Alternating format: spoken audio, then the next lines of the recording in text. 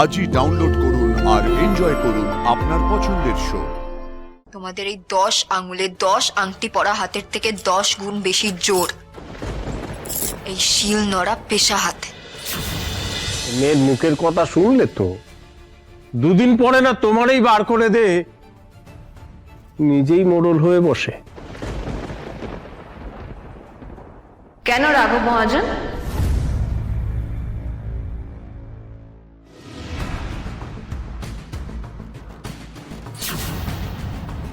ও বাবা, এই মাস্তু তো বোন তো আবার এসে হাজির।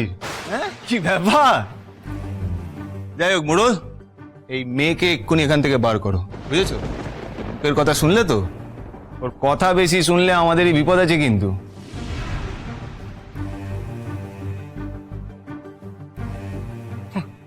যার স্বভাব চরিত্র ঠিক নেই তার আবার বড় বড় কথা।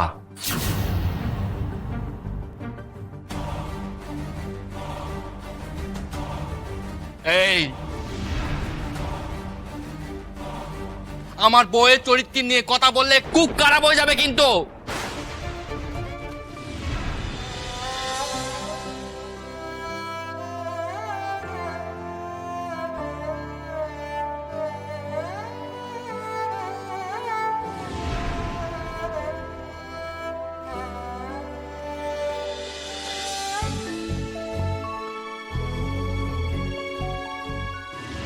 কি রে লাজু, ওরা তোকে জ্বালাচ্ছে তাই না?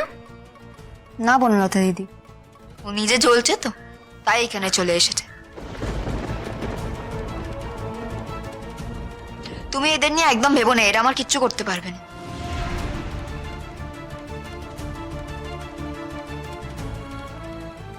না রে লাজু, এরা হলো ওই পোকার মতো,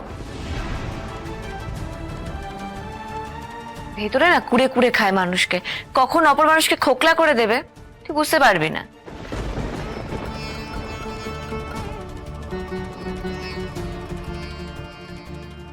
এই লোকটা বছরের পর বছর এখানকার মানুষের ঠকিয়েছে, আর ওর ছেলে এই গ্রামের মেয়ে বউয়ের দিকে বাজে নজর দিয়েছে।